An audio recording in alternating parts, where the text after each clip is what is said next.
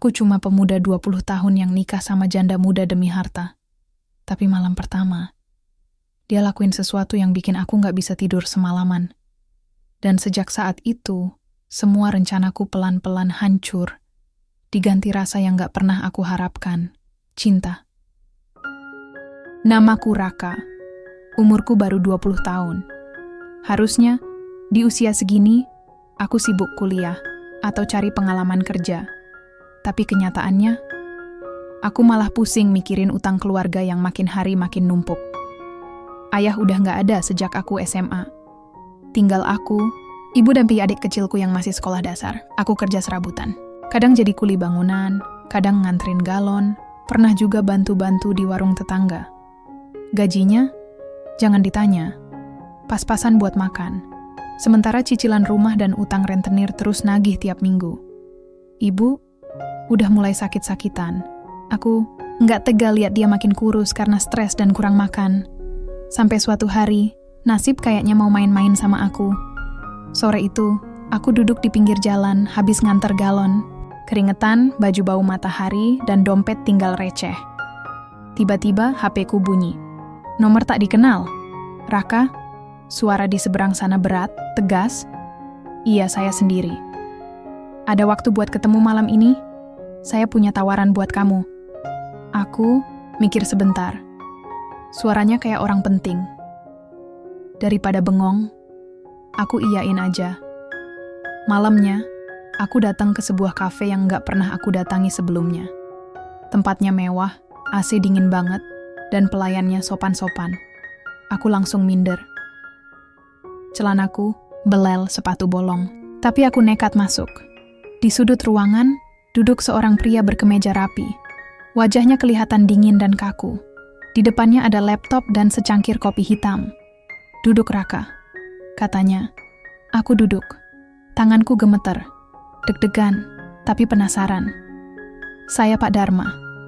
Saya orang kepercayaan Bu Sekar. Aku angguk-angguk aja walau belum ngerti siapa itu Bu Sekar. Langsung saja. Saya akan bicara to the point. Kamu akan kami bayar mahal kalau kamu bersedia menikahi Bu Sekar. Aku langsung melongo. Kupikir aku salah dengar. Maaf Pak, menikah? Iya, pernikahan sungguhan. Legal. Sah. Bukan pura-pura. Tapi kamu nggak perlu cinta. Nggak perlu pacaran. Cukup menikah, tinggal bersama, dan jalani peranmu sebagai suami. Semua kebutuhanmu akan kami tanggung. Otakku muter cepat. Ini serius? Aku mau dijadiin suami kontrak? Tapi, tunggu. Dia bilang ini pernikahan sah. Kenapa saya, Pak? Saya, ini siapa? Karena kamu orang biasa. Nggak terkenal, nggak punya masa lalu ribet. Kamu juga masih muda. Itu yang Bu Sekar cari. Aku masih nggak percaya. Tawaran ini aneh banget. Bu Sekar itu janda? Tanyaku ragu. Betul. Masih muda, cantik, kaya raya. Tapi hidupnya penuh gosip dan tekanan dari keluarganya. Dia ingin bebas. Dan satu-satunya cara adalah menikah dengan orang yang dia pilih sendiri. Tanpa cinta, tanpa drama. Kamu cocok. Aku diem. Jantungku deg-degan. Ini gila.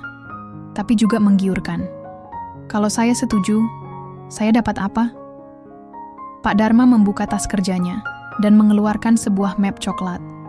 Di dalamnya ada cek, dan aku melihat angka yang bikin mataku hampir copot. 500 juta rupiah, itu uang muka. Setelah menikah, akan ada rumah, mobil, dan gaji bulanan. Asal kamu jalani peran dengan baik. Aku lemas. Rasanya kayak mimpi. 500 juta bisa lunasin semua utang keluarga.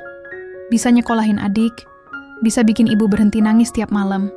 Tapi, menikah sama perempuan yang bahkan aku belum pernah lihat mukanya? Boleh saya ketemu orangnya dulu? Tanyaku pelan. Nanti, kalau kamu setuju dulu. Aku nggak bisa langsung jawab. Tapi malam itu aku pulang dengan kepala penuh pertanyaan. Sepanjang jalan, aku mikir. Aku ini siapa?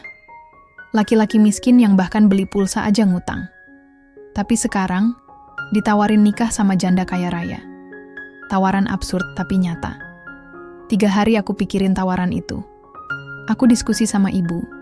Tanpa cerita, detil. Ibu bilang satu kalimat yang nancep di hati. Kalau kamu yakin bisa jalani dengan baik, ambil. Tapi jangan jual dirimu kalau hatimu nolak. Dan akhirnya, aku terima.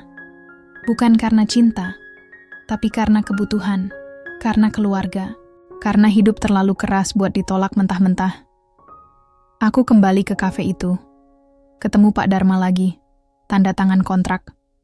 Dan dalam waktu seminggu, aku resmi akan menikah. Dan nama perempuan itu, yang bakal jadi istriku, baru pertama kali, aku dengar jelas dari mulut Pak Dharma. Namanya Sekar Maharani. Kalau kamu udah siap, kita lanjut ke bab 2, pernikahan tanpa cinta. Cerita bakal makin dalam dan bikin penasaran. Mau dilanjutin sekarang? Hari pernikahan itu datang lebih cepat dari yang aku bayangkan. Rasanya masih kayak mimpi.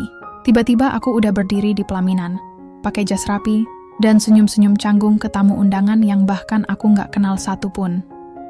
Pernikahan kami digelar mewah, di ballroom hotel bintang 5. Semua tertata rapi, elegan, dan berkelas.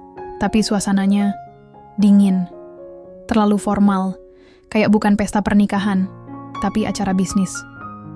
Aku berdiri di samping Sekar, perempuan yang sekarang jadi istriku. Jujur, dia cantik banget. Usianya kelihatan nggak beda jauh dariku. Mungkin sekitar 25 atau 26 tahun. Kulitnya putih bersih, wajahnya tenang, tapi matanya kosong. Nggak ada senyum bahagia kayak pengantin pada umumnya.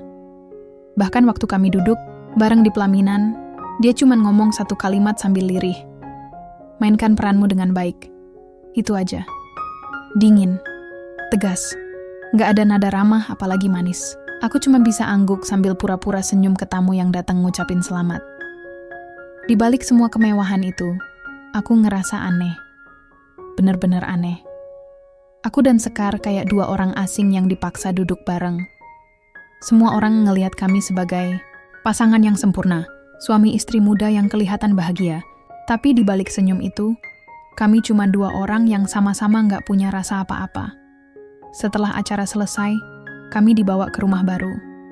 Sebuah rumah mewah 2 lantai di kawasan elit. Rumahnya besar banget, tapi sunyi. Kayak nggak ada nyawa. Semua terlalu rapi dan dingin. Sesampainya di kamar, Sekar langsung duduk di sofa sambil membuka heelsnya. Aku capek. Kamu tidur di kamar sebelah, katanya datar, tanpa menoleh ke arahku. Aku cuma bisa bengong. Ini malam pertama kan? Tapi dia bahkan nggak mau satu ranjang sama aku. Bahkan satu kamar aja nggak. Oke, jawabku pelan. Jelas, aku nggak berani maksa. Aku keluar kamar, masuk ke kamar sebelah. Kamarnya juga mewah, ada TV besar, lemari, baju udah diisi lengkap, dan kasur empuk banget. Tapi aku nggak bisa tidur nyenyak. Mataku terus ngelihat ke arah langit-langit. Pikiranku penuh tanda tanya. Apa yang sebenarnya terjadi? Kenapa dia nikah kalau nggak mau ada hubungan sama sekali? Apa dia trauma? Atau cuma pengen pelarian aja? Entahlah. Tapi satu hal pasti. Malam itu aku resmi jadi suami dari seorang janda kaya yang dinginnya bukan main. Hari-hari setelah pernikahan juga nggak jauh beda. Sekar sibuk dengan kegiatannya sendiri. Kadang pergi pagi, pulang malam. Kadang nginep di luar kota. Kalaupun ada di rumah, kami hampir nggak pernah ngobrol. Kalaupun iya, cuma sekadar. Besok kamu ikut ke acara makan malam. Baju kamu udah disiapin. Kalau ditanya orang, jawabnya kami bahagia. Udah, gitu doang. Aku bener-bener kayak figuran di hidupnya. Nggak dianggap. Tapi anehnya, semua fasilitas mewah tetap jalan. Aku dapat mobil pribadi, gaji bulanan, bahkan kartu ATM dengan nama aku sendiri. Tapi apa semua itu bikin aku senang? Enggak juga. Aku ngerasa kosong. Dulu, kupikir menikah demi harta itu cukup. Asal dapat uang, semua beres. Tapi ternyata, hidup kayak boneka nggak segampang itu. Setiap malam aku tidur sendirian. Setiap pagi, makan sendirian. Rumah besar ini sunyi, sepi, dan penuh perasaan enggak dianggap. Kadang aku iseng tanya ke Mbak Wati, pembantu rumah tangga yang udah lama kerja sama Sekar. Mbak, Bu Sekar selalu sedingin ini ya? Mbak Wati cuma senyum kecut. Bu Sekar itu baik, Mas Raka. Cuman, dia udah lama hidup dalam tekanan. Jadi, dia terbiasa jaga jarak sama orang. Termasuk suaminya. Aku nggak nanya lebih lanjut. Tapi dari nada bicaranya, jelas Sekar punya masa lalu yang kelam. Aku mulai mikir, mungkin aku bukan satu-satunya yang pura-pura di hubungan ini. Mungkin Sekar juga terpaksa. 3 minggu pernikahan, hubungan kami tetap dingin. Tapi satu hal yang mulai berubah. Awalnya aku cuma mikirin uang. Tapi sekarang, aku mulai kepikiran soal Sekar. Tentang kenapa dia bisa sekuat itu jalanin hidup yang penuh sorotan, sendirian. Tentang kenapa dia lebih pilih orang asing kayak aku daripada orang lain. Malam itu, aku duduk di balkon. Sekar baru pulang dari luar kota. Dia lewat depan kamar tanpa menoleh. Masuk ke kamarnya, dan nutup pintu, pelan, aku ngelihatnya sekilas.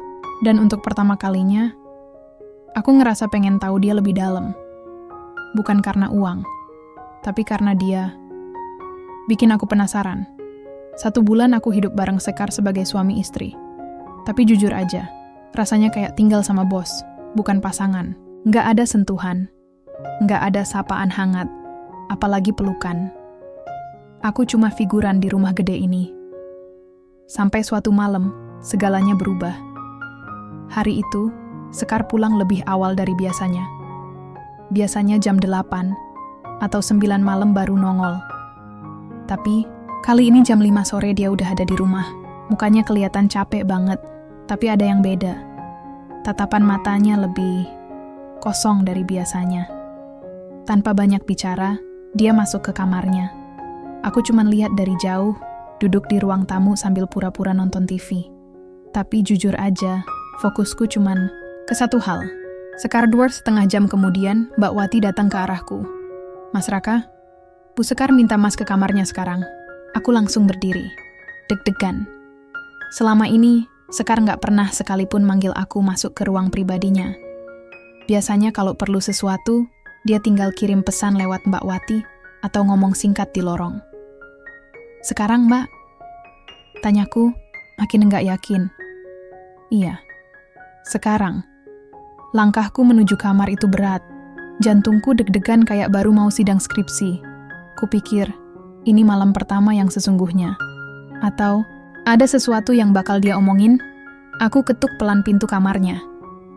Sekar, masuk. Jawabnya dari dalam. Aku buka pintu. Kamarnya besar, hangat, dan wangi. Sekar duduk di tepi ranjang dengan piyama satin warna abu-abu. Rambutnya terurai. Wajahnya bersih tanpa make-up. Tapi justru itu yang bikin dia terlihat nyata. Duduk, katanya tanpa menoleh. Aku duduk di kursi dekat ranjang. Kaku. Bingung harus mulai dari mana. Aku mau ngomong, ucapnya pelan. Suaranya lelah, tapi jelas. Aku diam. Menunggu.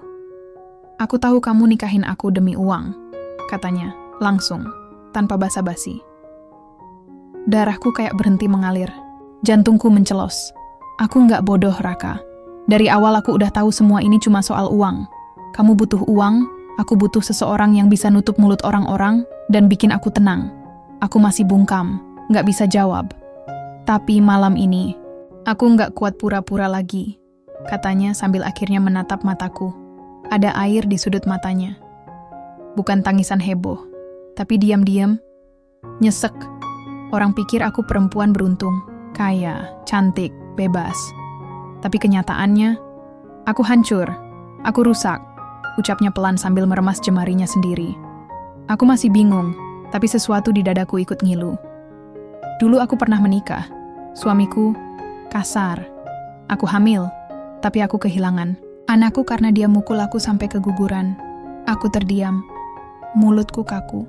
Rasanya pengen minta maaf. Padahal aku bukan siapa-siapa di masa lalunya.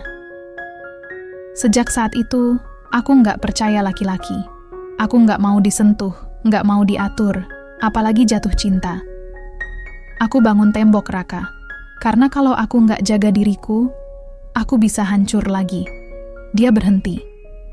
Napasnya berat, matanya merah, tapi dia tahan tangisnya mati-matian. Aku mendekat, duduk di lantai depan dia. Sekar, aku nggak tahu harus ngomong apa.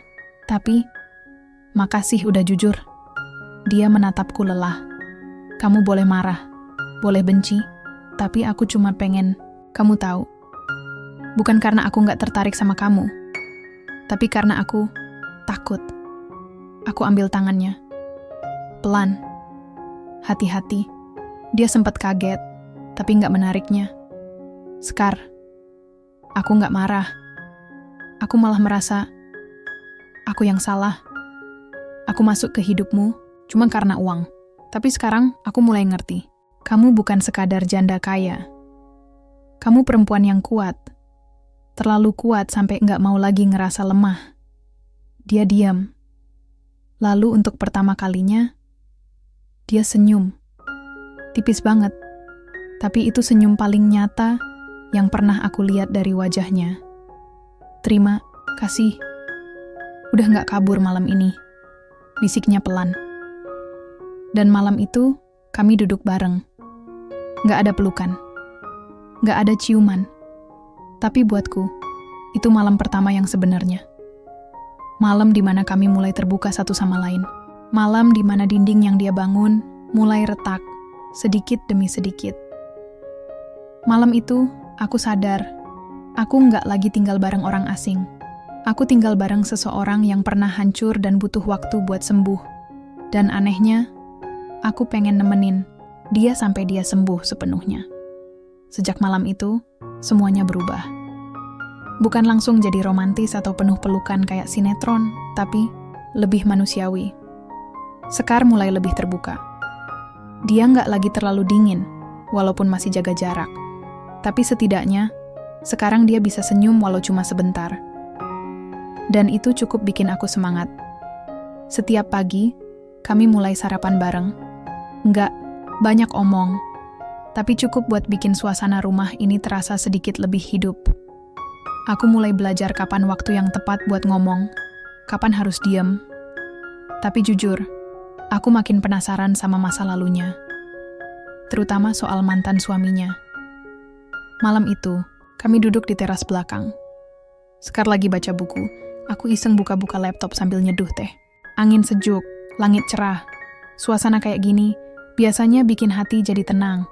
Tapi justru di situ aku mulai nanya sesuatu yang selama ini cuman aku simpan sendiri. Sekar, aku pelan manggil.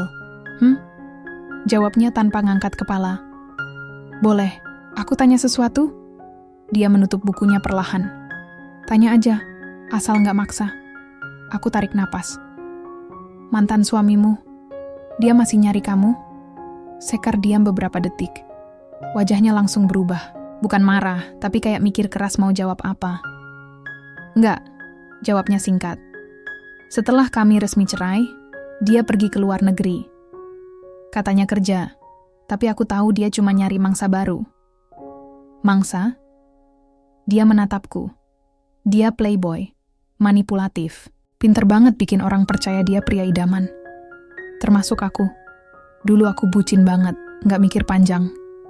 Nikah muda. Baru sadar setelah telat. Aku nyimak, nggak berani nyela. Dia pernah mukul aku. Berkali-kali. Tapi selalu minta maaf. Awalnya aku percaya. Tapi pas aku hamil, dia makin kasar. Akhirnya aku keguguran. Dan saat itu juga aku kabur dari rumah. Nggak pernah balik lagi. Suasana jadi hening. Aku bisa lihat tangan Sekar gemetar sedikit.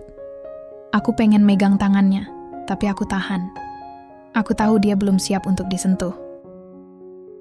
Kalau ketemu dia sekarang, kamu bakal ngapain? Tanyaku pelan. Sekar menatap langit. Lama. Aku nggak pengen ketemu dia lagi seumur hidup. Tapi kalaupun ketemu, aku mau dia tahu, aku udah nggak selemah dulu. Aku bukan korban lagi. Jawaban. Itu ngena banget. Sekar bukan perempuan lemah yang lari dari masalah. Dia perempuan kuat yang bangkit dari luka. Dan sekarang, aku sadar, aku bukan cuma pengen ada di rumah ini karena fasilitas, tapi karena aku pengen ada di hidupnya. Bukan cuma suami kontrak, tapi seseorang yang bisa jaga dia, temenin dia, Mungkin suatu hari nanti, cintai dia. Beberapa hari setelah itu, aku mulai coba cari tahu lebih banyak soal Sekar. Tapi bukan karena curiga. Aku cuma pengen ngerti dia lebih dalam. Aku tanya pelan-pelan ke Mbak Wati, tanpa terlalu maksa. Mbak, dulu waktu Bu Sekar pisah dari suaminya, keluarganya gimana? Mbak Wati sempat diam sebentar. Bu Sekar nggak punya keluarga dekat. Ayahnya meninggal waktu dia SMA. Ibunya nikah lagi dan tinggal di luar negeri. Sejak itu, dia hidup sendiri. Semua bisnis ini dia bangun dari nol. Aku melongo. Dari nol, Mbak Wati mengangguk. Awalnya dia kerja sebagai admin di perusahaan kecil, tapi dia pintar. Pelan-pelan dia buka usaha kecil, terus berkembang. Sampai akhirnya bisa punya properti, travel, dan kantor sendiri. Aku makin kagum. Jadi selama ini, yang aku pikir janda kaya warisan, ternyata perempuan mandiri yang berjuang sendiri. Tanpa dukungan, tanpa suami, tanpa keluarga. Diam-diam, aku merasa malu. Karena aku masuk ke hidupnya cuman karena uang. Tapi sekarang, aku justru belajar dari dia tentang bertahan, tentang bangkit, dan tentang nggak gampang percaya siapapun. Malam, itu sebelum tidur, aku ketok pintu kamarnya. Sekar, boleh ngomong sebentar? Pintunya terbuka. Dia masih pakai baju tidur santai, rambut digelung asal, tapi tetap kelihatan cantik. Ada apa? Tanyanya. Aku berdiri di ambang pintu. Aku cuma mau bilang, kamu hebat. Dia kelihatan bingung. Kenapa tiba-tiba? Aku tahu hidupmu nggak gampang. Tapi kamu tetap kuat. Aku cuma mau kamu tahu. Aku nggak akan jadi orang yang nambahin beban kamu. Sekar menatapku lama. Lalu dia angguk pelan. Makasih Raka. Dan untuk pertama kalinya, dia nyengir. Bukan senyum tipis, tapi nyengir beneran. Jujur, tulus. Dan malam itu, hatiku nggak bisa bohong lagi. Aku mulai jatuh cinta. Sejak malam itu, aku mulai lihat Sekar dari sudut pandang yang beda. Dia nggak lagi sekadar janda kaya yang aku nikahi demi bayar hutang. Dia jadi sosok yang mulai aku kagumi. Dan tanpa sadar, aku mulai ngejaga hatiku lebih hati-hati setiap deket dia. Pagi-pagi, Sekar ngajak aku sarapan di taman belakang rumah. Biasanya dia cuek, makan sambil kerja. Tapi pagi itu, dia nyuruh Mbak Wati siapin meja kecil di luar, lengkap sama teh panas dan roti panggang. Tumben, kamu pengen makan bareng? Tanyaku sambil narik kursi. Iseng aja, biar kamu ngerasa jadi suami beneran, bukan penonton di rumah ini. Jawabnya setengah bercanda. Aku ketawa kecil. Ya udah, aku nikmatin momen langka ini Bu Istri. Dia nyengir. Dikit, tapi bikin jantung gue agak ngaco. Kami ngobrol ringan, bahas tanaman, cuaca, bahkan ngeledekin makanan buatan Mbak Wati yang katanya terlalu manis. Tapi di balik obrolan ringan itu, aku ngerasa ada sesuatu yang pelan-pelan tumbuh. Sesuatu yang dulu nggak pernah aku pikir bakal muncul dalam hubungan ini. Tapi ya, kayak biasa, kalau hidup udah mulai adem, pasti ada aja gangguan. Hari itu, Sekar bilang dia mau meeting sama salah satu investor barunya. Katanya sih pengusaha properti yang lagi naik daun. Aku nggak kepikiran aneh-aneh sampai sore harinya. Pas dia pulang, bareng seorang cowok. Ganteng, rapi, mobilnya mewah, gayanya tenang banget. Oh iya Raka, kata Sekar pas ngenalin. Ini Adrian, dia rekan baruku. Lagi bantu kembangin proyek resort di Bali. Adrian nyodorin tangan, senyum ramah. Akhirnya bisa ketemu juga sama suami Bu Sekar yang katanya misterius. Aku angguk sopan, senyum tipis. Tapi entah kenapa, ada rasa nggak enak di dada. Malam itu Sekar cerita kalau proyeknya bareng Adrian bakal intens selama beberapa bulan ke depan. Mereka bakal sering ketemu, kerja bareng, bahkan kemungkinan keluar kota bareng buat survei. Dia profesional kok, kata Sekar pas aku duduk di ruang tamu sambil main HP. Iya, aku percaya, jawabku singkat. Tapi jujur, di dalam hati, nggak seikhlas itu. Aku heran sendiri. Dulu, aku nggak peduli dia pergi sama siapa. Tapi sekarang, Aku mulai ngerasa cemburu. Bukan karena takut kehilangan harta, tapi takut kehilangan dia. Perempuan yang pelan-pelan jadi penting dalam hidupku. Hari-hari berikutnya, Sekar makin sibuk. Pulang malam, kadang nginep di luar kota. Dan tiap pulang, dia kelihatan lelah.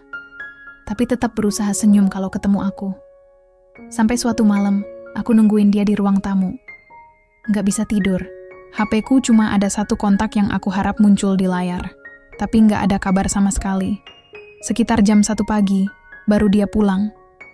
Maaf ya, telat banget, katanya sambil lepas heels.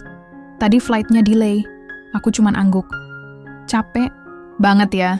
Iya, tapi hasilnya lumayan. Proyeknya jalan. Adrian bantu banyak. Nama itu lagi, aku diam sebentar. Kamu nyaman kerja sama dia? Sekar ngelirik aku. Kenapa nanyanya gitu? Nggak apa-apa, cuman penasaran aja. Dia duduk di sebelahku. Ngelihat aku lekat-lekat. Raka, kamu cemburu ya? Aku ketawa kaku. Apa aku kelihatan? Dia senyum kecil. Sedikit. Ya. Mungkin. Aku nggak tahu kenapa. Dulu aku nikah sama kamu karena uang. Tapi sekarang, entah kenapa, aku takut kehilangan kamu. Sekar nggak langsung jawab. Tapi dia narik napas panjang. Aku juga nggak ngerti kenapa tiap pulang aku nyari kamu duluan. Padahal awalnya kamu cuman pelengkap. Tapi sekarang, kamu jadi bagian yang bikin aku tenang. Deg itu bukan pengakuan cinta, tapi cukup buat bikin jantungku deg-degan. Hari-hari selanjutnya, perasaan itu makin jelas. Aku mulai sadar, aku jatuh cinta. Dan bukan cinta karena fisik atau harta, tapi karena aku lihat Sekar apa adanya. Luka-lukanya, kekuatannya, senyumnya, yang tulus meskipun capek. Tapi justru saat aku mulai ngerasa nyaman dan sayang, hidup mulai kasih ujian lain. Karena di balik semua kedekatanku sama Sekar, Adrian mulai makin sering nongol. Bahkan dia pernah nyamperin rumah bawa wine dan makanan, bilang mau dinner meeting, dan Sekar ngizinin, aku nahan. Aku jaga sikap. Tapi dalam hati, aku tahu, kalau aku nggak berbuat sesuatu, aku bakal kehilangan dia. Dan waktu itu datang lebih cepat dari yang kupikir. Malam itu, aku dengar obrolan Adrian dan Sekar dari ruang kerja. Mereka nggak sadar aku lewat. Tapi aku dengar jelas Adrian bilang, Sekar, kamu masih bertahan sama pernikahan formal ini? Padahal aku tahu, kamu pantas dapat yang lebih. Dan Sekar, diem. Aku nggak bisa tidur malam itu. Ucapan Adrian terus muter di kepala. Sekar, kamu masih bertahan sama pernikahan formal ini? Padahal aku tahu, kamu pantas dapat yang lebih. Dan yang paling nyakitin, Sekar diem, dia nggak nolak. Nggak juga jawab iya, tapi diamnya bikin aku kayak orang bego. Aku mulai mikir, selama ini aku berjuang buat ngebuktiin kalau aku bisa jadi suami yang layak. Tapi apa dia lihat semua itu? Apa aku ini cuma peran bayaran dalam hidupnya? Paginya, aku mutusin buat keluar rumah sebentar. Jalan kaki ke taman, ngademin kepala. Biasanya udara pagi bisa bikin pikiran jernih. Tapi kali ini, malah makin keruh. Aku duduk di bangku panjang, ngeliat anak-anak kecil main sama orang tuanya. Dan entah kenapa, dalam hati kecilku, aku bayangin satu hal yang dulu mustahil. Aku, Sekar, dan anak kecil kita sendiri. Konyol ya. Gue yang nikah buat harta, sekarang malah ngimpiin keluarga kecil. Tapi bayangan itu langsung buyar pas HP gue bunyi. Sekar nelpon. Raka, kamu di mana? Keluar bentar. Nggak apa-apa kan? Dia diam sebentar. Kamu marah? Aku narik napas. Aku cuma butuh waktu mikir. Sekar, aku dengar obrolanmu sama Adrian tadi malam. Dia nggak langsung jawab. Tapi aku bisa dengar napasnya berat dari seberang. Maaf, katanya akhirnya. Aku nggak tahu kamu dengar. Kenapa? Kamu diam, Sekar? Waktu dia ngomong kayak gitu, kamu nggak nolak. Lama banget sebelum dia jawab. Karena aku juga bingung, Ra. Hidupku udah terlalu banyak drama. Aku takut bikin keputusan salah lagi. Kamu baik, kamu tulus. Tapi aku juga tahu, awalnya kamu kesini bukan karena cinta. Itu bikin aku ragu. Kamu ngerti maksudku? Aku diam. Karena jujur, aku ngerti. Tapi itu nggak bikin sakitnya berkurang. Pas aku balik ke rumah, suasana jadi aneh. Bukan karena Sekar berubah, tapi karena aku yang nggak bisa bersikap kayak biasa. Aku pengen jujur, pengen ngomong dari hati. Tapi lidahku selalu keluh setiap ketemu dia. Sampai malam itu, Adrian datang lagi. Tapi kali ini bukan buat kerjaan. Dia bawa wine, tapi niatnya jelas, bukan urusan bisnis. Sekar kelihatan canggung, tapi tetap nerima. Dan yang paling bikin aku muak, Adrian sempat ngelirik aku dengan tatapan menang. Kayak bilang, gue bakal rebut dia. Aku nggak tahan. Aku keluar rumah. Jalan kaki nggak jelas arah. Marah? Iya. Tapi lebih ke kecewa. Sama diri sendiri. Karena, ternyata, aku udah nyerahin hati ke orang yang masih digantungin masa lalu dan ketakutan. Beberapa hari aku menghindar. Nginep di rumah temen. Sekar sempat nyariin, nelpon. Tapi aku nggak jawab. Aku butuh jarak. Butuh mikir. Dan di tengah jarak, itu, aku sadar satu hal. Aku cinta sama dia. Bukan karena dia cantik. Bukan karena rumah ini. Tapi karena aku tahu, dari semua orang yang pernah aku temui, cuman Sekar yang bisa bikin aku pengen jadi versi terbaik dari diriku sendiri. Dan kalau aku diam aja sekarang, aku bakal nyesel seumur hidup. Akhirnya aku balik, hari itu juga. Kupikir aku akan datang dan langsung ngomong apa yang aku rasain. Tapi ternyata, begitu aku sampai, rumah sepi. Aku tanya ke Mbak Wati, katanya Sekar lagi ke villa, bareng Adrian. Katanya, Adrian ngajak lihat lokasi proyek baru, dadaku sesak. Tapi aku langsung nyusul ke sana. Perjalanan ke villa itu berjam-jam. Tapi sepanjang jalan, cuma satu hal yang aku pikirin.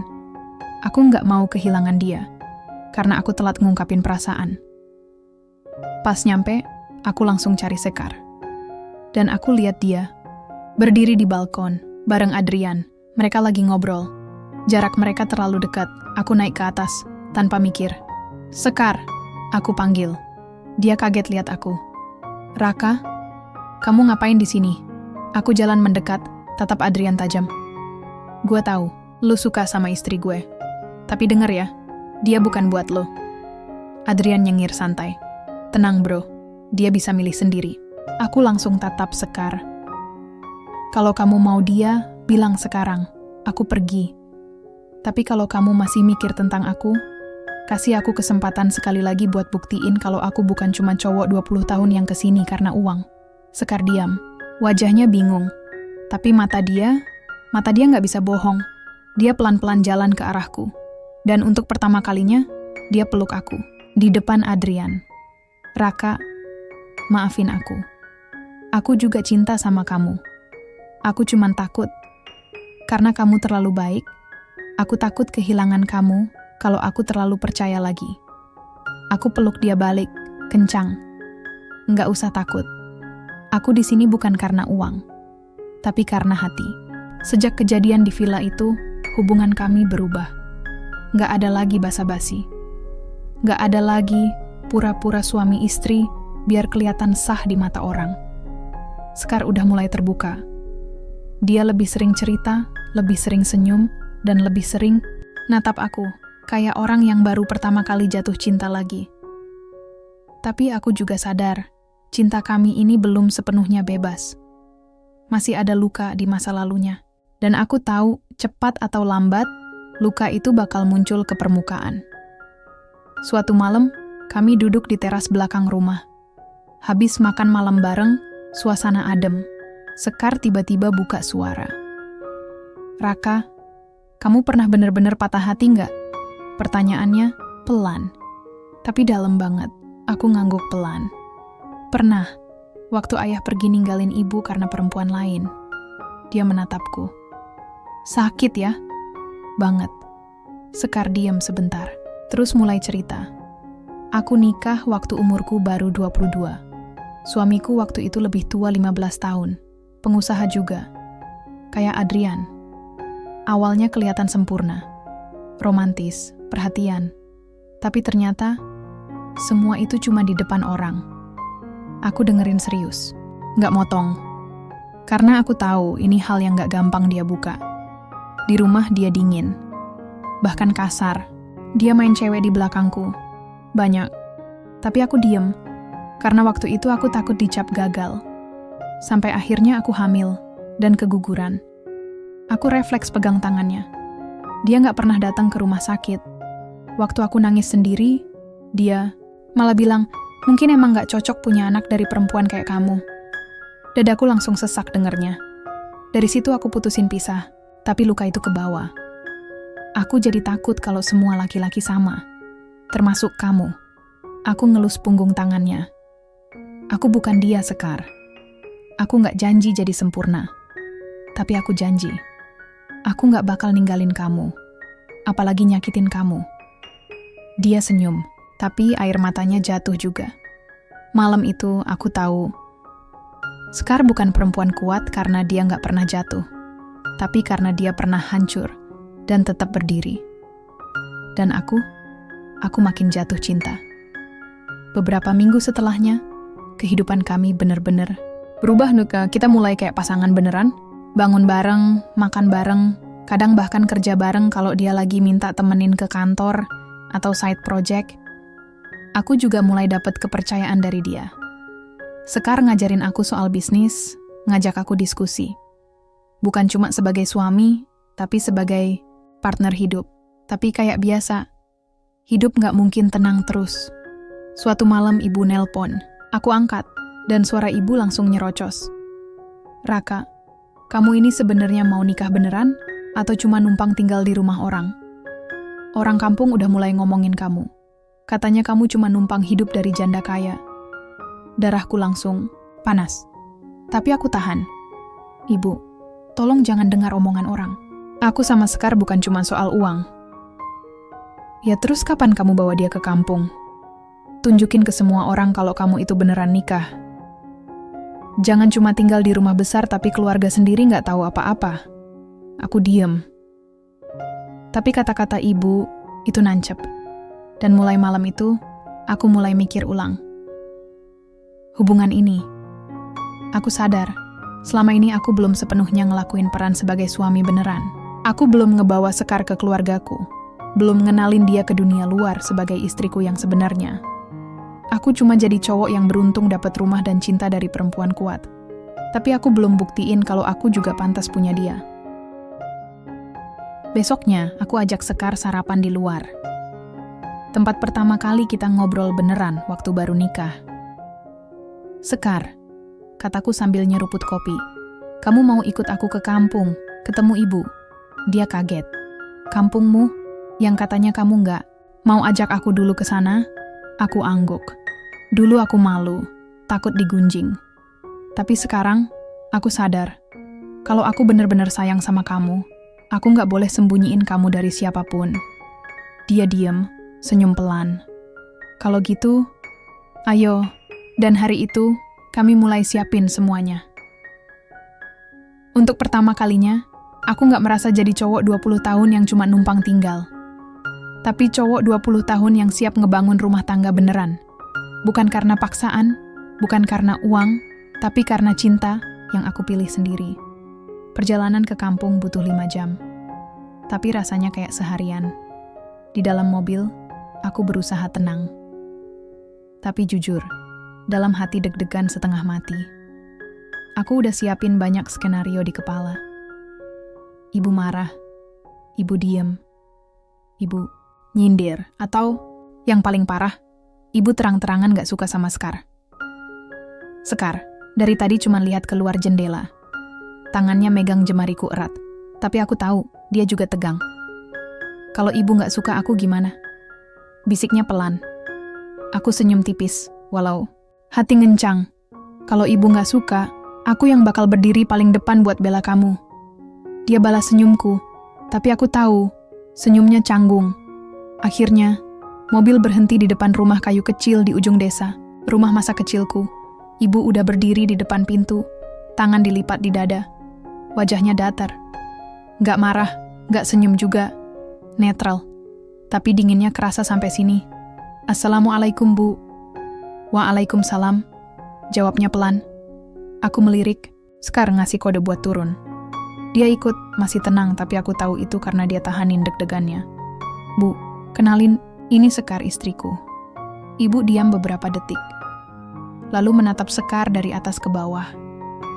"Yang janda itu?" Aku langsung ingin nyaut, tapi Sekar lebih dulu menjawab dengan nada sopan. "Iya, Bu, saya janda. Tapi sekarang saya istri Raka. Saya datang ke sini bukan buat bawa masalah, tapi buat kenal keluarga suami saya."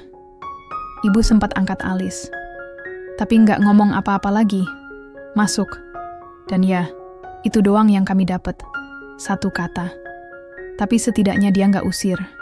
Di dalam rumah, suasana lebih dingin dari AC kantor. Ibu duduk sambil sesekali melirik Sekar. Aku tahu, di kepala ibu pasti udah banyak prasangka. Perempuan kaya, janda, lebih tua, dan anaknya nikah cuma karena butuh. "Jadi kamu kaya?" tanya ibu tiba-tiba. Sekar senyum kecil. "Cukup, Bu. Saya kerja, punya usaha sendiri." "Pantes Raka betah di rumah kamu, nggak heran." Aku langsung potong. "Bu, aku nggak nikah sama Sekar karena harta. Dulu mungkin niat awalku salah, tapi sekarang beda. Aku cinta sama dia." Ibu menatapku lama, lalu beralih lagi ke Sekar. "Kamu yakin bisa bahagiain anak saya? Dia masih muda, harusnya dapat perempuan yang bisa ngasih dia anak, keturunan, bukan yang udah..." "Bu!" Aku agak meninggi, tapi Sekar langsung pegang tanganku. Lalu dia bicara, "Tetap tenang. Bu, saya memang punya masa lalu, tapi saya juga punya masa depan. Dan saya ingin masa depan itu bareng Raka. Saya nggak sempurna, tapi saya janji, saya nggak akan biarin dia ngerasa sendiri dalam hidup." Ibu diem lama, lalu tiba-tiba berdiri. "Raka, ikut ibu." Aku ikut. Di dapur, ibu langsung nyerocos. "Kamu yakin? Itu perempuan bisa bikin kamu susah nanti. Dia bawa banyak cerita. Kalau kamu sakit hati, siapa yang disalahin nanti?" Aku tatap ibu lurus-lurus. "Bu, aku justru belajar jadi laki-laki karena dia. Aku udah lama hidup cuman buat nyenengin orang. Tapi sekarang aku tahu, hidup ini cuma punya satu kendali, hati sendiri. Dan hati aku udah milih Sekar." Ibu menarik napas, lalu akhirnya senyum tipis.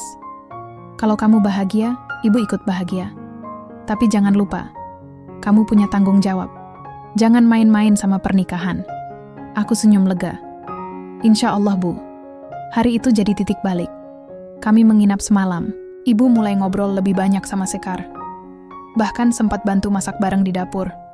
Nggak langsung akrab, tapi setidaknya nggak dingin kayak tadi. Waktu malam tiba, aku dan Sekar duduk di serambi rumah. Langit cerah, bintang banyak. Gila rasanya. "Kayak lolos dari ujian nasional," kata Sekar sambil nyender ke bahuku. Aku ketawa pelan. "Dan kamu lulus dengan nilai sempurna." Dia nyengir. "Mungkin karena aku udah lulus dari semua luka duluan ya." Aku balas senyum. "Iya, dan sekarang kamu bantu aku sembuh juga." Malam itu aku sadar, perjalanan cinta nggak selamanya mulus. Tapi kalau kita mau sama-sama jalan, mau saling jagain, bahkan jalan paling rusak pun bakal terasa indah dilalui. Aku bukan cowok 20 tahun yang sama kayak awal cerita ini. Aku udah jadi laki-laki yang jatuh cinta dan mau bertanggung jawab sepenuhnya atas pilihan hatinya. Awalnya semua terasa normal. Kami baru pulang dari kampung 2 minggu lalu. Hubungan dengan ibu membaik, bisnis Sekar makin stabil, dan aku juga mulai bantu ngelola beberapa cabangnya. Pagi itu, Sekar kelihatan lemas. Kupikir cuma kecapekan. Tapi besoknya, dia muntah-muntah, demam tinggi, dan terus-terusan pusing. Aku paksa dia ke dokter. Setelah diperiksa, aku nunggu di luar ruang konsultasi. Waktu dia keluar, ekspresi, wajahnya aneh. Bukan panik, bukan lega. Tapi kayak kosong. "Ada apa, Sekar?" Dia diam. Bibirnya bergerak tapi suaranya hampir nggak keluar. Dokter bilang, "Aku ada tumor di rahim." Dunia langsung gelap. Aku nggak ngerti apa-apa saat itu. Yang aku tahu, perempuan yang aku cintai sakit, dan bukan sakit ringan. Malam itu, Sekar lebih banyak diam. Dia duduk di pinggir ranjang, tangannya gemetar. "Kenapa diam?" Tanyaku pelan. Dia menatapku, matanya merah, tapi air matanya belum jatuh. "Raka, aku ngerti kalau kamu mau pergi." Aku langsung bangkit dari dudukku. "Kamu ngomong apa sih?" Ini janda. Udah pernah gagal, sekarang sakit. Dan aku tahu kamu pengen punya anak. Sementara dokter bilang, kemungkinan aku hamil kecil banget. Apalagi kalau operasi nanti harus pengangkatan. Aku duduk di depannya. Ku pegang kedua bahunya. "Dengar ya, aku nggak nikah sama kamu karena kamu bisa ngasih aku anak. Aku nikah sama kamu karena aku sayang. Dan rasa sayang itu nggak bakal hilang cuma karena kamu sakit." Dia nangis. Akhirnya air matanya keluar. "Raka, aku takut." Aku peluk dia erat. Aku juga takut. Tapi aku lebih takut kehilangan kamu. Hari-hari berikutnya jadi fase paling berat. Kami bolak-balik rumah sakit. Periksa ini itu. Tanya pendapat. Dokter kedua, ketiga, bahkan sampai alternatif. Tapi ujungnya sama. Sekar harus operasi dan risikonya besar. Malam sebelum operasi, dia manggilku ke kamar. "Aku udah tulis surat," katanya pelan. "Surat apaan?" "Kalau nanti aku..." "Ya, kamu tahu maksudku. Surat ini buat kamu. Isinya semua hal yang belum pernah aku omongin." Aku langsung sobek suratnya di depan dia. Nggak ada surat kematian di rumah ini. Yang ada cuma janji hidup bareng sampai tua. Dia senyum tipis. "Sombong amat. Biarin. Aku yakin kamu kuat. Kita bisa lewatin ini." Hari operasi datang. Aku duduk gelisah di ruang tunggu. Waktu jalan rasanya lambat banget. 3 jam, 4 jam. Akhirnya dokter keluar. Operasi berhasil. Tumor berhasil diangkat. Tapi, kemungkinan punya anak memang sangat kecil sekarang. Aku cuma senyum lega. "Enggak, apa-apa dok. Yang penting istri saya selamat. Sekar butuh waktu cukup lama buat pulih." Tapi pelan-pelan dia bangkit. Waktu dia pertama kali jalan pelan di taman belakang, aku peluk dia dari belakang. "Kamu tahu nggak, Sekar?" "Apa?" "Banyak orang bilang, aku cowok yang nikah demi harta. Tapi kenyataannya, harta paling berharga dalam hidupku sekarang adalah kamu." Dia senyum. "Kamu tahu nggak, dulu aku pikir nggak akan pernah bisa jatuh cinta lagi. Tapi ternyata Tuhan ngirim kamu, cowok 20 tahun yang kelihatannya cuek tapi hatinya paling tulus." Aku cium keningnya. Dan malam itu, aku tahu, cobaan yang kami lewati bukan buat ngancurin, tapi buat nguatin. Cinta kami bukan cinta sempurna, tapi cinta yang tumbuh dari luka, disiram keikhlasan, dan dipelihara dengan pengorbanan. Dan hari itu, aku berhenti jadi cowok yang menikahi janda demi harta. Karena sekarang aku cuma seorang pria yang bersyukur bisa menghabiskan sisa hidupnya bersama perempuan yang mengajarkannya arti cinta sebenarnya. Sudah hampir 6 bulan sejak operasi Sekar. Pelan-pelan, hidup kami mulai normal lagi. Sekar udah mulai aktif di usahanya, meski aku tetap minta dia jangan terlalu capek. Aku sendiri juga udah nggak mikirin lagi omongan orang. Biarlah mereka bilang, aku numpang hidup. Toh, sekarang aku punya tujuan jelas. Bahagiain istri gue. Tapi ada satu hal yang masih nyangkut di hati. Aku nikah sama Sekar awalnya karena kontrak. Pernikahan yang gak dimulai dari cinta, tapi dari kebutuhan. Meskipun sekarang aku cinta banget sama dia, tapi tetap aja, aku belum pernah benar-benar melamar dia. Jadi hari itu, aku nekat. Aku ngajak dia ke tempat pertama kali kami makan bareng. Waktu itu masih canggung, bahkan dia duduk jauh-jauh dari aku. Sekarang, dia malah sandarin kepalanya di bahuku sambil ketawa. "Apa sih ngajak ke sini sore-sore?" "Gini, tumben," katanya sambil nyeruput es jeruk. Aku pura-pura santai, padahal di kantong jaket, tangan gue gemeter megangin kotak kecil yang udah seminggu gue simpen diam-diam. Aku cuma pengen nostalgia. Wih, gaya banget nostalgia. Aku tarik napas, lalu berdiri. Sekar kaget. Ngapain sih? Aku jongkok di depannya, dan dia langsung melongo. Raka, Sekar, kataku, mataku menatap matanya. Dulu aku datang ke hidupmu dengan cara yang salah. Aku gak bawa cinta. Aku bawa niat jelek. Tapi sekarang, setelah semua yang kita lewatin, aku cuma punya satu hal buat kamu. Hati yang sepenuhnya milikmu. Dia mulai berlinang air mata. Tangannya nutup mulut. Aku mau nikah lagi sama kamu. Tapi kali ini tanpa kontrak, tanpa paksaan, tanpa perjanjian. Cuman aku dan kamu, karena cinta. Aku buka kotak kecil itu.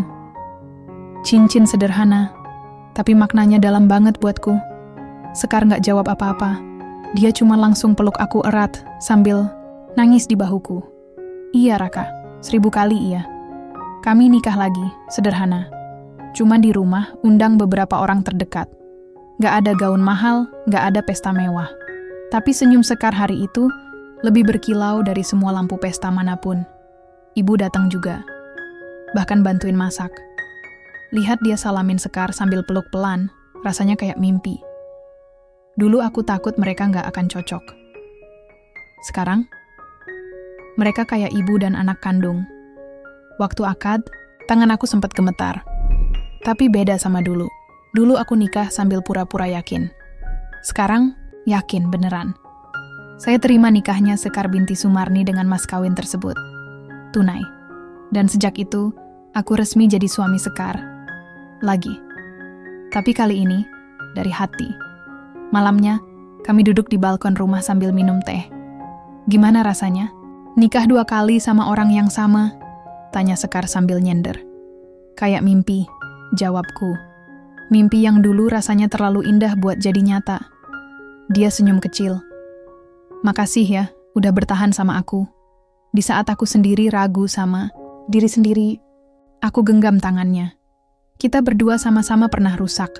Tapi waktu 2 hati rusak saling nemuin, bisa jadi utuh lagi. Kamu bukan luka. Kamu obat. Malam itu, gak perlu banyak kata. Kami cuma duduk, menikmati langit malam, dan ngerasa akhirnya kami ada di tempat yang paling benar. Di sisi satu sama lain.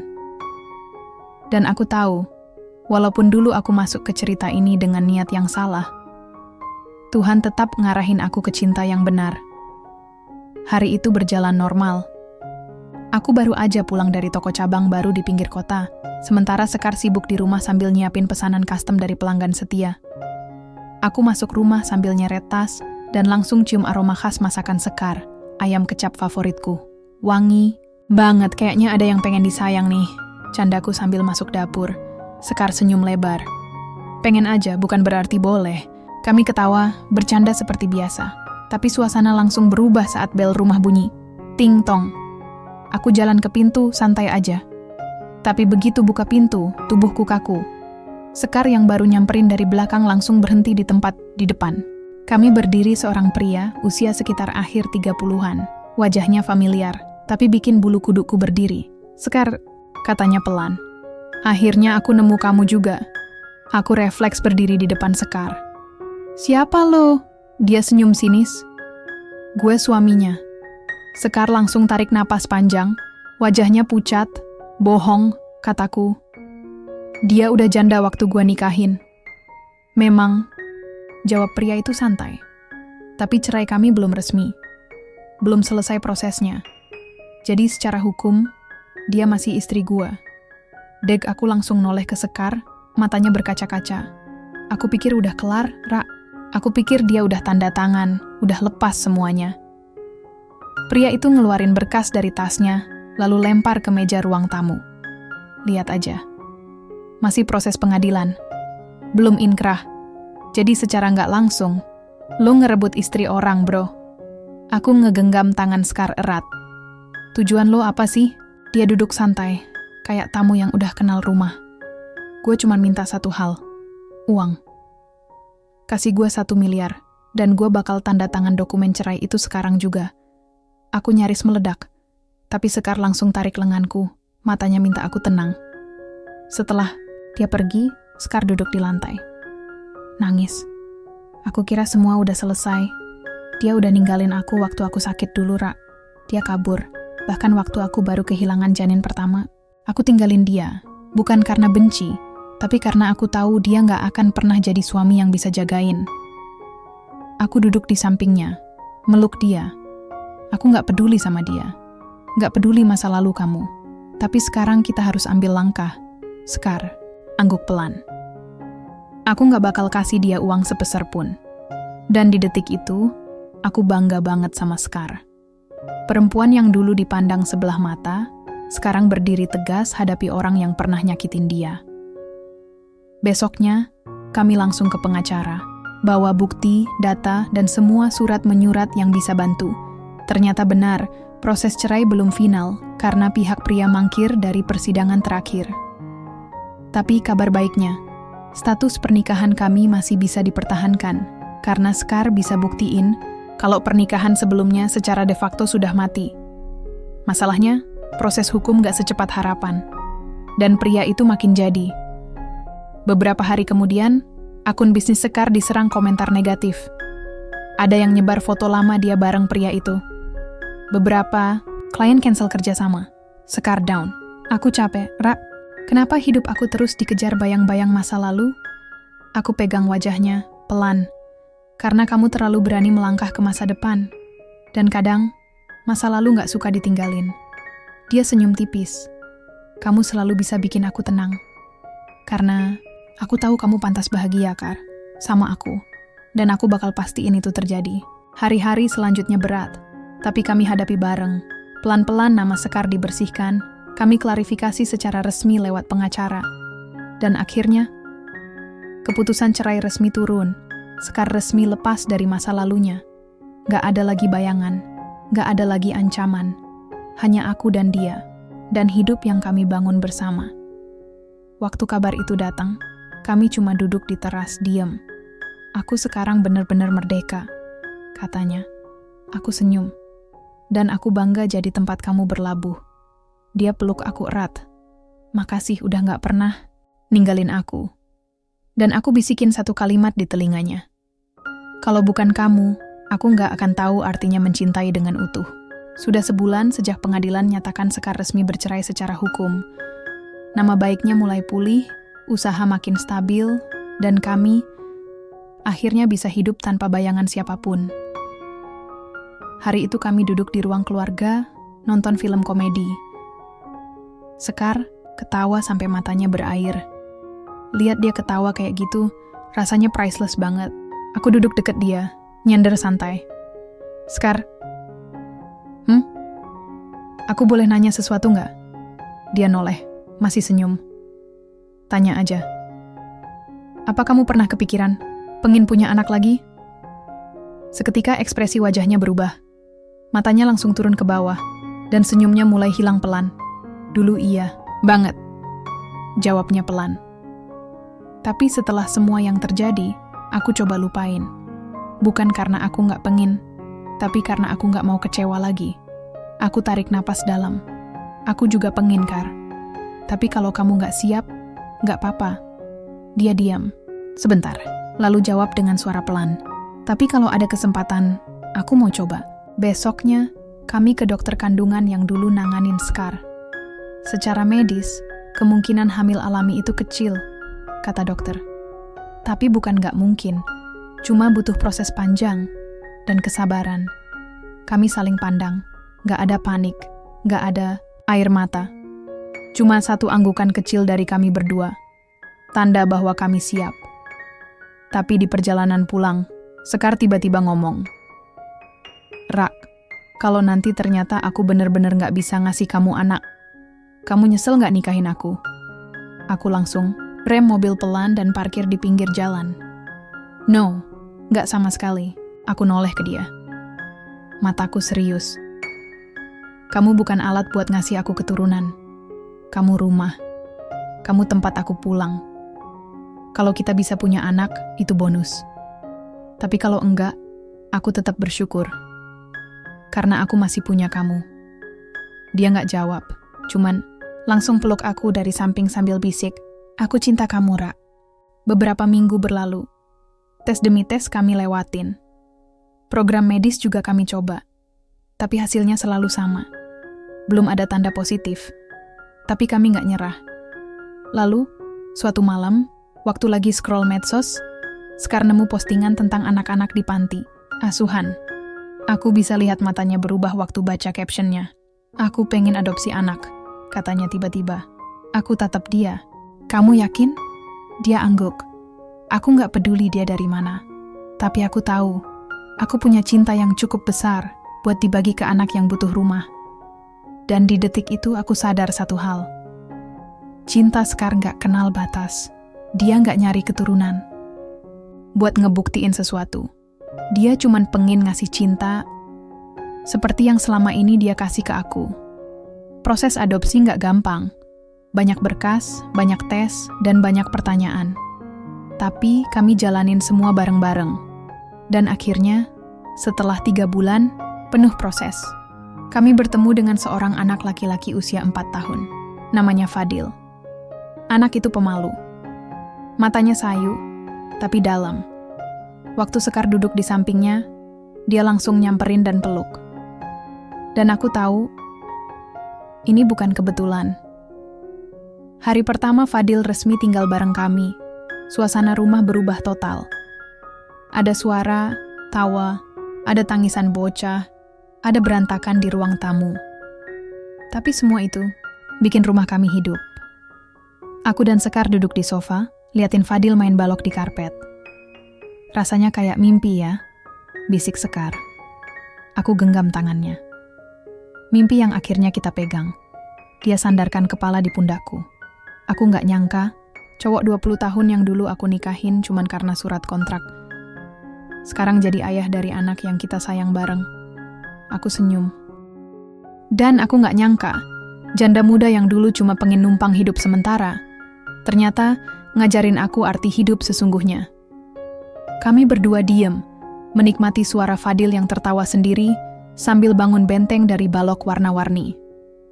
Rumah ini dulu cuma tempat tinggal. Sekarang, rumah ini jadi tempat pulang. Bukan cuma buat aku dan Sekar, tapi juga buat Fadil. 15 tahun udah berlalu sejak aku dan Sekar nikah lagi. Rumah kecil kami sekarang udah rame. Bukan cuma karena Fadil yang tumbuh jadi remaja ganteng dan pintar, tapi juga karena hidup kami nggak pernah sepi dari tawa dan cerita. Aku sekarang ngelola beberapa cabang toko yang dulu cuma dimulai dari satu kios kecil. Sekar masih aktif di rumah, ngelola pesanan handmade, dan kadang ngajarin ibu-ibu sekitar bikin kerajinan juga. Tapi lebih dari itu, dia adalah pusat dari semuanya. Dari rumah ini, dari hidupku. Fadil udah kelas 2 SMA. Dia anak yang sopan, pinter, dan paling bisa bikin Sekar ketawa walau lagi capek. Kamu sadar nggak? Kata Sekar suatu sore. Dulu hidup kita tuh kayak film sinetron yang muter terus tiap malam. Aku ketawa kecil. Bedanya, kita nggak pakai adegan pingsan 5 kali dalam satu episode. Dia ikut ketawa. Tapi konfliknya nggak kalah ya. Aku angguk. Nggak kalah. Tapi kita selesain semua, nggak pakai drama lebay. Cuma pakai satu hal. Cinta? Tebak dia. Kesabaran. Jawabku sambil senyum. Dan cinta itu bonusnya. Sekar diam sebentar. Kalau nanti aku pergi duluan, kamu bakal gimana? Aku langsung noleh, ngerasa dada aku agak sesak. Jangan ngomong gitu, Kar. Dia senyum, tapi matanya sendu. Aku cuma pengen tahu, kamu bakal baik-baik aja? Aku genggam tangannya erat. Kalau kamu pergi duluan, aku gak bakal baik-baik aja. Tapi aku bakal jalanin hidup yang kamu mau. Tenang, terus jagain Fadil, dan terus doain kamu setiap hari. Tapi sebisa mungkin, jangan pergi duluan ya. Dia ketawa pelan. Kalau bisa milih, aku juga gak mau ninggalin kamu duluan. Waktu terus jalan. Di usia 40-an, Sekar masih cantik. Garis senyum di wajahnya justru bikin dia makin berwibawa. Fadil lulus kuliah dan langsung kerja. Dia bilang, aku pengen bahagiain mama dan papa. Kalian udah ngasih aku hidup, sekarang giliran aku. Aku dan Sekar cuman bisa peluk dia waktu itu. Rasanya semua luka di masa lalu udah lunas diganti sama cinta dan keberkahan. Beberapa tahun, Dan kemudian tuh di usia 60-an, aku dan Sekar sering habiskan waktu di taman belakang rumah. Kami duduk di bangku kayu sambil minum teh, lihat cucu pertama kami lari-larian. Iya nih, kata Sekar sambil senyum. Dulu aku pikir hidupku bakal berakhir sendiri. Ternyata Tuhan punya rencana yang jauh lebih indah. Aku genggam tangannya, yang sekarang udah keriput, tapi hangatnya masih sama kayak pertama kali aku pegang dulu. Dan aku pikir, hidupku cuma tentang ngejar uang. Tapi kamu bikin aku sadar, uang itu nggak ada artinya tanpa seseorang buat dibagiin. Kami duduk diam. Gak perlu banyak kata. Karena di usia segini, cinta nggak lagi harus diteriakin. Cinta itu diam-diam, tapi nyata. Sekar pergi duluan. Tenang, di pelukanku.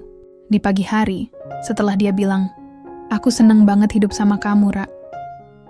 Dan aku tahu, walaupun aku kehilangan fisiknya, cinta dia masih tinggal di sini.